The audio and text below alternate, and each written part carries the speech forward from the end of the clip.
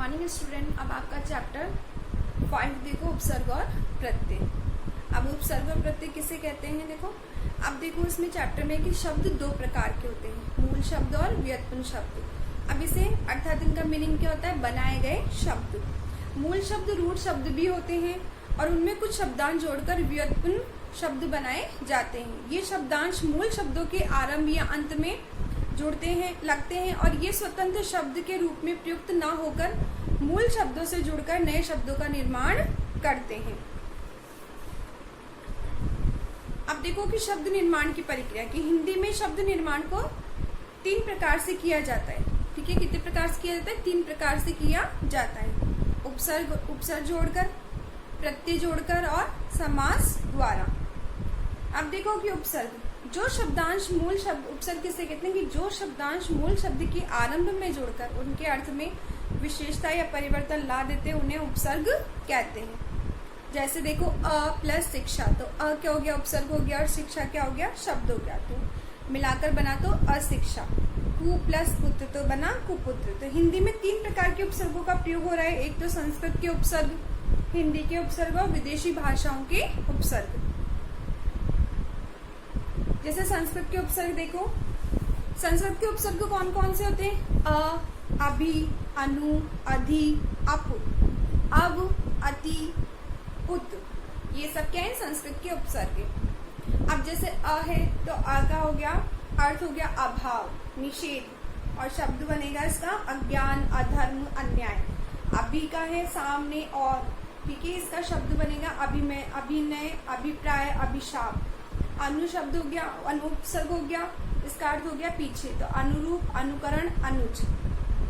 अधि है ऊपर, इसका अर्थ श्रेष्ठ, शब्द बनेगा अधिकार, अधिपति, अध्यक्ष। अप का हो गया बुरा, हीन, इसका शब्द बनेगा अपमान, अपकार, अपयश। जैसे अब है, अब का अर्थ होता है बुरा और हीन, शब्द बनेगा अवगुण। अति का मीनिंग होता है अधिक, इसका शब्द बनेगा अत्यंत। उत का मीनिंग होता है ऊपर और श्रेष्ठ, तो इसका बनेगा उत्कृष्ट और उत्थान। नेक्स्ट है जैसे देखो दुर, दुष, निर, प्रय, परि, प्रति, वि, स्व और सु। ये सारे संस्कृत के उपसर्ग हैं। ठीक है, जैसे दुर का मीनिंग हो गया बुरा और कठिन, तो शब्द बनेगा दुर्जन। दुष का मीनिंग होता है बुरा, तो दुष्कर्म। निर का अर्थ होता है बिना, तो निर्बल। प्रय का अर्थ होता है आगे या अधिक, तो प्रबल। परि का मीनिंग होता है चारों ओर, तो इसका हो गया परिक्रमा। प्रति का मीनिंग होता है सामने या उल्टा, तो ये हो गया प्रतिकूल। वि का मतलब होता है विशेष या भिन्न, तो विशेष हो गया इसका शब्द। स्व का मीनिंग होता है अपना या निजी, तो स्वदेश। सु का अर्थ होता है अच्छा, तो इसका हो गया सुपुत्र।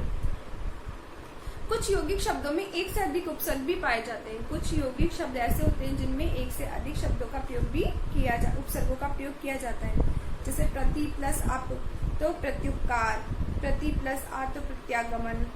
ठीक है, तो प्रति प्लस आ, तो प्रति भी उपसर्ग है, आ भी उपसर्ग है, प्लस गमन क्या हो गया, इसमें धातु शब्द हो गया, तो क्या हो गया ये प्रतिज्ञामन, प्रत्यागमन। जैसे प्रति प्लस अव, तो प्रति क्या है, उपसर्ग है, अव भी उपसर्ग है, और इसमें पीछे लगा दिया इसमें विरोध, तो प्रत्यावरोध हो गया। ठीक है, अभि प्लस आ प्लस गत, तो अभ्यागत। अव्यय उपसर्गवत पूर्व प्रत्यय। ठीक है, संस्कृत व्याकरण में ऊपर दिए गए 20 उपसर्गों का उल्लेख मिलता है, परंतु इसके नीचे अंतर्गत कुछ और भी पूर्व प्रत्यय दे रखे, जिन्हें आमतौर पर हम गति शब्द कहा गया है। इनका प्रयोग से उपसर्गवत होता है। जैसे ऐसे कुछ शब्द, जैसे देखो उपसर्ग पूर्व प्रत्यय है अ होता है अभाव। अन का मीनिंग होता है रहित, शब्द बनेगा अनेक। अंतर का होता है भीतर, तो अंतःकरण। इति का मीनिंग होता है ऐसा, तो ये हो गया इतिहास। कु का मीनिंग होता है बुरा, तो कुकर्म। चिर का मीनिंग होता है बहुत, तो चिरकाल। न का मीनिंग होता है अभाव, तो नास्ति। पुरः का मीनिंग होता है सामने, तो पुरस्कार। पुरा का मीनिंग होता है पहले, तो पुरातन। पुनः का मीनिंग होता है फिर, तो पुनर्जन्म। बहि का होता है बाहर, तो बहिष्कार। सत का होता है अच्छा, तो सज्जन। सह का होता है साथ, तो सहोदर। अब है हिंदी के उपसर्ग। हिंदी के होते हैं अध, अन, उन, नी, चौ, टी, सु, भरा और स। अध का मीनिंग होता है आधा, शब्द बनेगा अधपका। अन का मीनिंग होता है अभाव और बिना तो अनपढ़। उनका होता है अर्थ एकदम, एकम तो शब्द उदाहरण बनेगा 19। नी का अर्थ होता है रहित, बनेगा निकम्मा। चौ का मीनिंग होता है चार तो चौराहा। ती का मीनिंग होता है तीन तो तिराहा। सु का मीनिंग होता है अच्छा तो सुगम। भरा का मीनिंग होता है पूरा या भरा तो भरपेट। स का मीनिंग होता है सब सही, तो शब्द उदाहरण में होगा सपूत। अब है विदेशी भाषा के उपसर्ग। अरबी और फारसी के उपसर्ग हैं, देखो उपसर्ग हैं कम, खुश। कम का अर्थ होता है थोड़ा या हीन, तो इसका शब्द होगा कमजोर। खुश का है प्रसन्न और अच्छा, तो खुशबू और खुशकिस्मत। ठीक है, उसके बाद है ना। ना का अर्थ होता है निषेध, तो नालायक। बे का होता है बिना, बेकाबू। गैर का होता है बिना, गैर हाजिरी। बद का अर्थ होता है बुरा, तो बदनाम। ला का होता है बिना, तो लापरवाह। हम का होता है समान, तो हम उम्र। सर का होता है मुख्य, तो सरपंच। अब अंग्रेजी के शब्द है डिप्टी, सब, हेड, वाइस, असिस्टेंट और जनरल। इनके डिप्टी का अर्थ होता है सहायक, सब का होता है अधीन या नीचे। चीफ का होता है मुख्य, हेड मीन्स प्रमुख, वाइस मतलब उप, असिस्टेंट मतलब सहायक और जनरल मीन्स प्रधान। जैसे डिप्टी का हो गया डिप्टी कमिश्नर, सब का हो गया सब इंस्पेक्टर, चीफ का हो गया चीफ इंजीनियर, हेड का हो गया हेड मास्टर, वाइस का हो गया वाइस प्रिंसिपल। असिस्टेंट का मतलब हो गया असिस्टेंट टीचर। जनरल का हो गया जनरल मैनेजर। इन उपसर्गों का प्रयोग स्वतंत्र प्रयोग नहीं होता है, ये वस्तुतः शब्दांश होते हैं जो मूल शब्द के आगे जुड़कर नए शब्द बना देते हैं। ये शब्द ऐसे होते हैं, ठीक है, कि जो मूल शब्द के आगे जुड़कर क्या करते हैं, नए शब्द बना देते हैं। अब है प्रत्यय। प्रत्यय किसे कहते हैं? जो शब्दांश मूल शब्द के अंत में लगकर, अंत मीन्स बाद में लगकर उनके अर्थ में विशेषता या परिवर्तन ला देते हैं, उन्हें प्रत्यय कहते हैं। जैसे सुंदर प्लस ता, तो सुंदर क्या हो गया शब्द हो गया और ता क्या हो गया प्रत्यय हो गया, तो क्या हो गया सुंदरता। ऐसे प्रत्यय को कितने भागों में बांटा गया? दो भागों में बांटा गया, कृत प्रत्यय और तद्धित प्रत्यय। कृत प्रत्यय में क्या होता है कि जो क्रिया के साथ प्रयोग किए जाते हैं, मतलब इसमें धातु का प्रयोग किया धातु के साथ किया जाता है, और तद्धित का शब्द के साथ में प्रयोग किया जाता है। जिस शब्द में इसमें दे दिया है तद्धित प्रत्यय में जो संज्ञा सर्वनाम विशेषण के साथ प्रयोग किए जाते हैं वो तद्धित में हो गया, और जो क्रिया के साथ प्रयोग किए जाते हैं वो किस में हो गया? कृत प्रत्यय में हो गया। अब है कृत प्रत्यय। जो प्रत्यय क्रिया के मूल धातु के रूप के साथ लगकर संज्ञा विशेषणों का निर्माण करते हैं वे कृत प्रत्यय कहलाते हैं। हिंदी में प्रयोग होने वाले कृत प्रत्ययों के कुछ उदाहरण देखो ऐसे, जैसे भाववाचक संज्ञा बनाने के लिए कृत प्रत्यय, तो कृत प्रत्यय में आई, आन, ई, आ, वा, आवट, आहट और ओती, ये हो गया कृत। और भाववाचक संज्ञा में होगी पढ़ाई, पढ़ प्लस आई तो पढ़ाई, पढ़, ठीक है, लिख प्लस आई तो लिखाई। तो ये शब्द क्या हो गया? जैसे आन का हो गया थकान, ई का हो गया बोली, आव का हो गया बहाव, वा का हो गया बुलावा, आवट का हो गया सजावट, आहट का हो गया घबराहट, ओती का हो गया कनोटी या चुनौती। कर्ता का बोध कराने वाले तथा विशेषण बनाने वाले भी कृत प्रत्यय होते हैं, जैसे आओ, बिकाऊ, टिकाऊ, ये कर्ता और विशेषण दोनों के लिए हो गया। आड़ी का खिलाड़ी, अंगाड़ी, ऊ का चालू, खाऊ, ऐरा का लुटेरा, ममेरा, वाला का गाने वाला, अक्कड़ का घुमक्कड़, भुलक्कड़, हिया का घटिया, बढ़िया।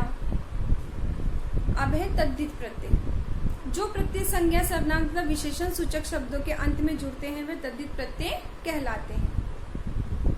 जैसे पंजाब प्लस ई तो पंजाबी। जैसे हिंदी के प्रमुख तद्धित प्रत्यय देखो, संज्ञा के साथ है सोना प्लस आर सुनार, दुख प्लस इया दुखिया, लकड़ी प्लस हारा लकड़हारा। तो सोना, दुख, लकड़ी, लालच, मिठाई, ये हो गई संज्ञा। आर, इया, हारा, ई, वाला, ये हो गया तद्धित प्रत्यय, ठीक है। जैसे पंडित प्लस आई पंडिताई, खेत प्लस ई खेती, सुंदर प्लस ता सुंदरता, महान प्लस ता महानता। लोहा प्लस आर लुहार, रसोई प्लस या रसोईया, तेल प्लस ई तेली, जादू प्लस गर जादूगर, चतुर प्लस आई चतुराई। अब है विशेषण बनाने वाले शब्द। विशेषण आप देखो कि जो बाजार प्लस रू बाजारू, भूख प्लस आ भूखा,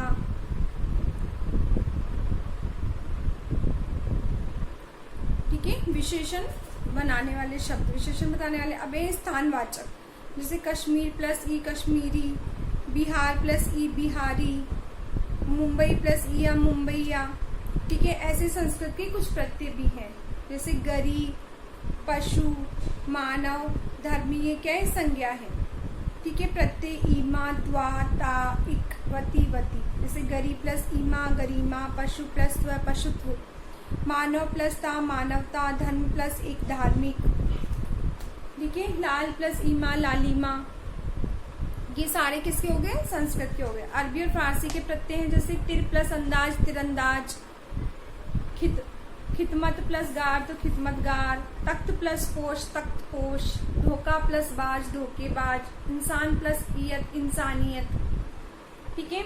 अब कई बार दो दो प्रत्ययों का प्रयोग भी किया जाता है, जैसे भारत प्लस ई ए प्लस ता तो भारतीयता, मानव प्लस ई ए प्लस ता तो मानवीयता, इतिहास प्लस इक प्लस ता तो ऐतिहासिकता, वन प्लस आवट प्लस ई बनावटी। तो आवट और ई दोनों क्या है, प्रत्यय हैं। ऐसे दो उपसर्ग भी जोड़े जा सकते हैं, जैसे परी प्लस आ प्लस वर्ण, तो दो उपसर्ग हो गए, परी प्लस आ, ठीक है। तो शब्द बना पर्यावरण। कई बार उपसर्ग और प्रत्यय दोनों का भी प्रयोग किया जाता है, जैसे अभी उपसर्ग हो गया, मूल शब्द क्या हो गया, मान, और ई हो गया प्रत्यय, तो अभिमानी। स्व उपसर्ग, तंत्र मूल शब्द, और ता प्रत्यय स्वतंत्रता।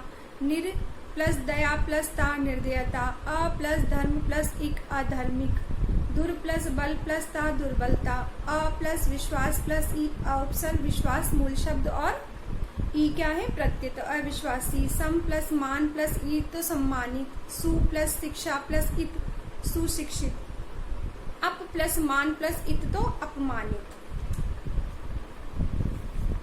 अब देखो हमने इस पूरे चैप्टर में क्या क्या पढ़ा कि शब्दों का निर्माण उपसर्ग और प्रत्यय एवं समास विधि से होता है, ठीक है।